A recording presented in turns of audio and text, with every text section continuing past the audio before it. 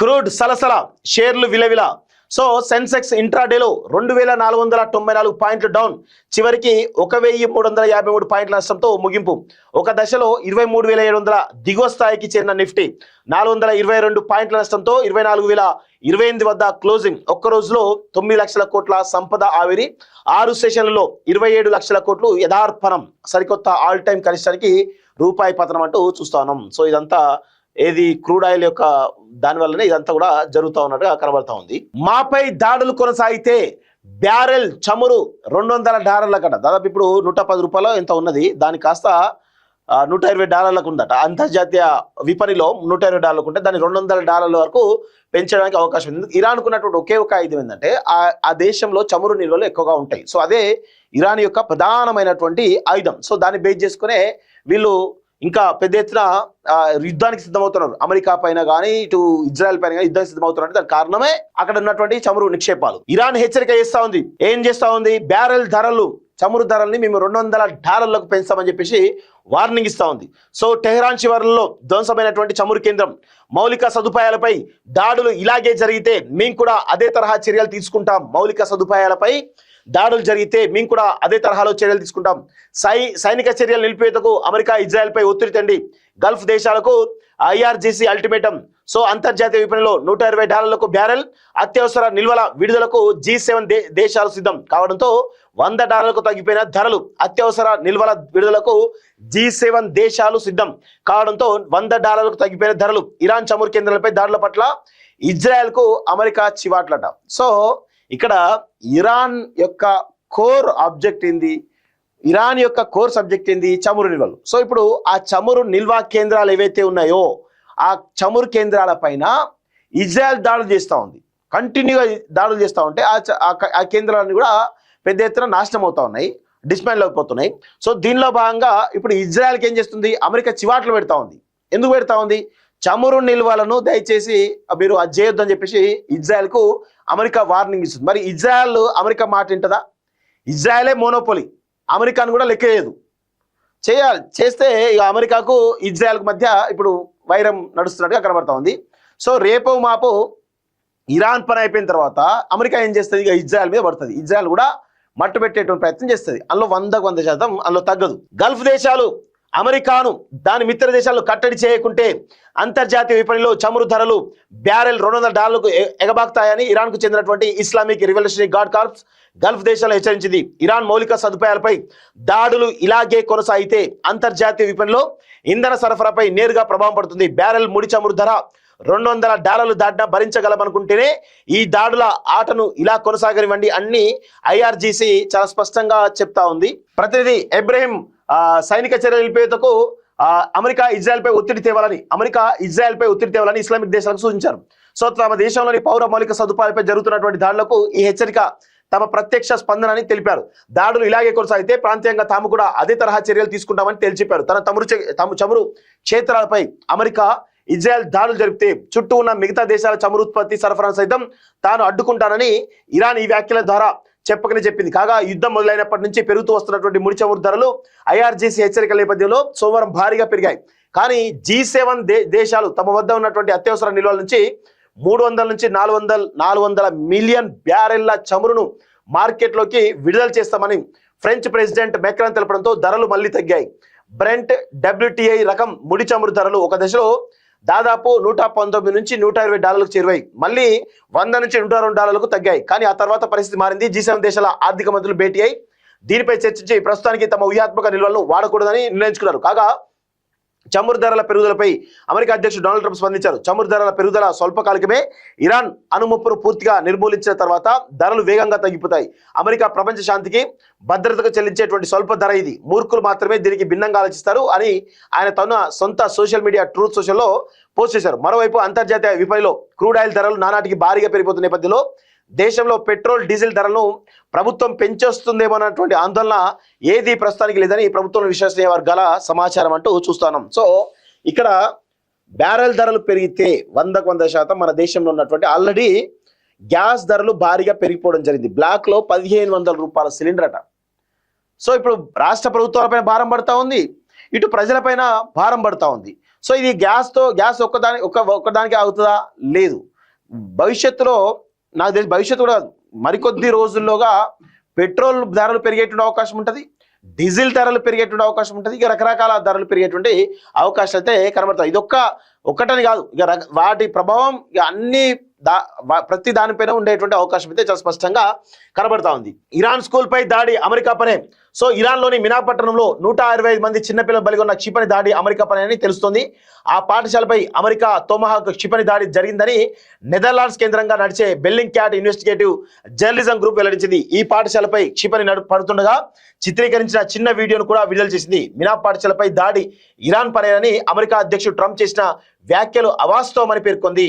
So Iran పై దాడి మొదలైన ఫిబ్రవరి 28వ తేదీనే మినాబ్లోని IRGC స్థావరంపైకి America క్షిపణి ప్రయోగించింది. అక్కడికి సమీపంలోనే ఉన్న పాఠశాలపై కూడా క్షిపణి దాడి జరిగింది. 165 మంది చిన్నారులను బలిగొన్న ట్రంప్ అని చెప్పి చాలా స్పష్టంగా అర్థమవుతుంది. లెబనాన్ రాజధాని బీరుట్ లో ఇజ్రాయెల్ దాడులట. లెబనాన్ లోని కఫార్ కిలా నగరంలో నిలమట్టమైనటువంటి ఇల్లు మొత్తం దారుణంగా ఉంది. సో ట్రంప్ హెచ్చరికలు పట్టించుకోకుండా కొత్త సుప్రీం లీడర్ ఎన్నుకున్నటువంటి ఇరాన్ ఇజ్రాయెల్ గల్ఫ్ లోని అమెరికా స్థావరాలపై క్షిపణులు డ్రోన్లతో దాడులు పెంపు మరో 6 నెలలు యుద్ధం చేయగలమంటూ IRGC చెప్తోంది. అంటే ఇంకా 3 నెలలు మేము యుద్ధం చేయాలని చెప్పి అమెరికా ఇజ్రాయెల్ చెప్తోంది. 3 నెలలు కాదు, మేము 6 నెలలు యుద్ధం చేస్తామని చెప్పేసి ఇరాన్ చాలా స్పష్టంగా చెప్తా ఉంది. సో ఇరాన్ ఎక్కడ కూడా తగ్గడం లేదు. ఇజ్రాయెల్కు ధీటుగా అమెరికాకు ధీటుగా యుద్ధానికి సిద్ధమవుతుంది. సో దాడులకు ప్రతిదాడులు చేస్తూనే ఉన్నట్టుగా కనబడతా ఉంది.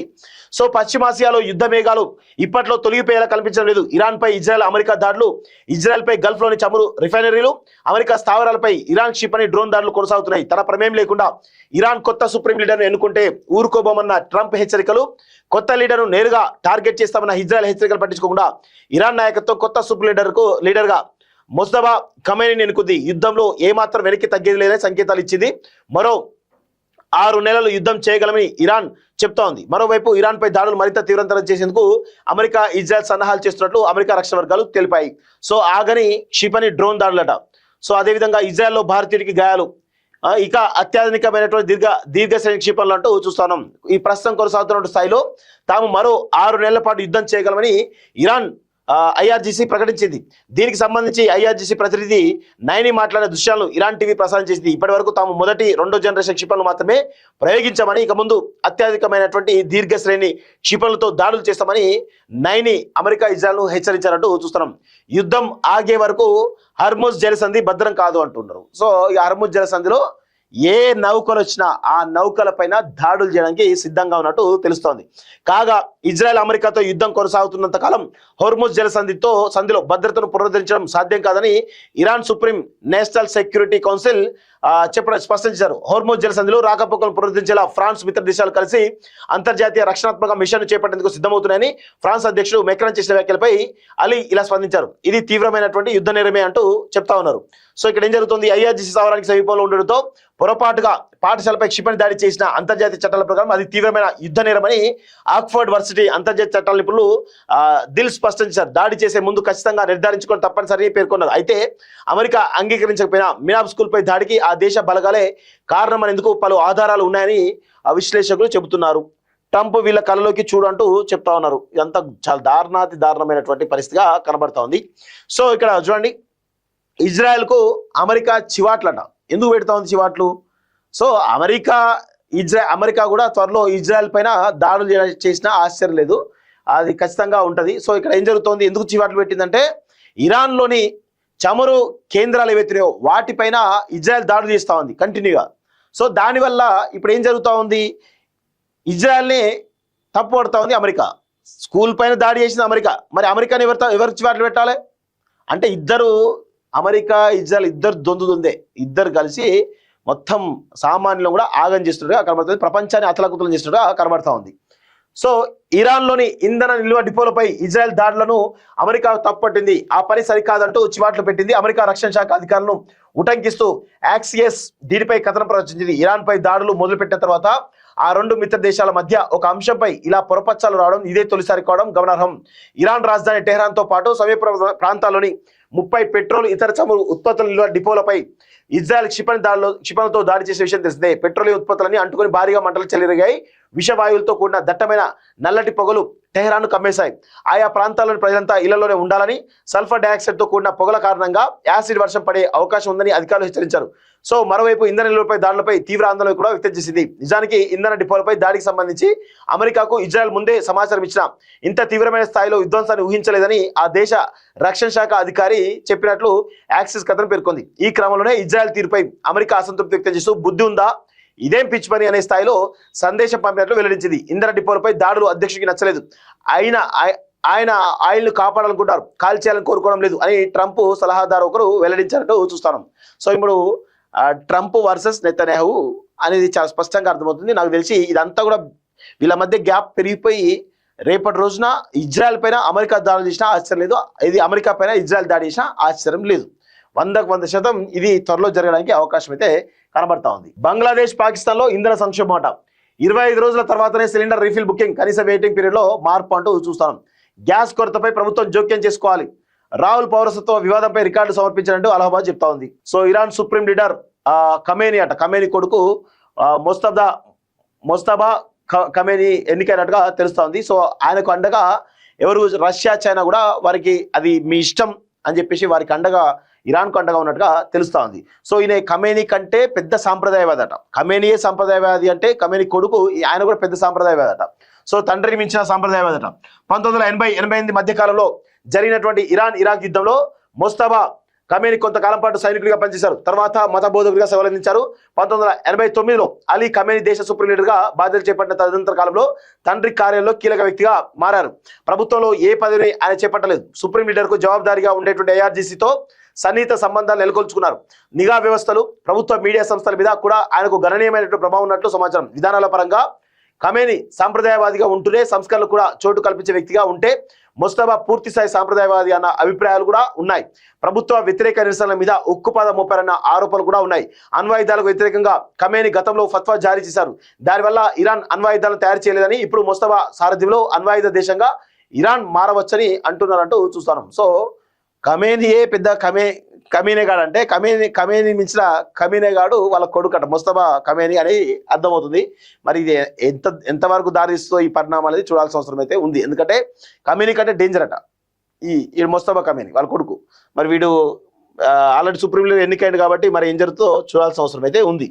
సో ఇది పరిస్థితి మిత్రులారా. తెలుగు రాష్ట్రాలపై యుద్ధం దెబ్బ, పశ్చిమాసియాకు ఆహార ఉత్పత్తుల ఎగుమతులు బంద్ అంటూ చూస్తున్నాం. సో దుబాయ్ నుంచి ముంబైకి రావాలన్నా లేకపోతే మన హైదరాబాద్ రావాలన్నా దాదాపు 20,000 టికెట్ ధర ఉందనుకోండి. ఇప్పుడు ఏమైంది తెలుసా, 65,000 అయిందట. అంత దారుణంగా ఉంది. సో హోర్ముజ్ జలసంధి వద్ద నిలిచిపోయినటువంటి రవాణా నౌకల యొక్క పిక్చర్, ఇలాంటివి ఇంకా 100,000 నౌకలు ఇక్కడే ఉన్నాయట. ఇవన్నీ కూడా అక్కడే నిలిచిపోయినట. హోర్ముజ్ జలసంధి మూసివేత కొనసాగితే భారత వ్యవసాయ ఆర్థిక వ్యవస్థ కకావికలం. గత ఏడాది భారత్ నుంచి 1,00,000 కోట్ల విలువైనటువంటి బియ్యం సరఫరా, ప్రపంచ ఎగుమతుల్లో 36%.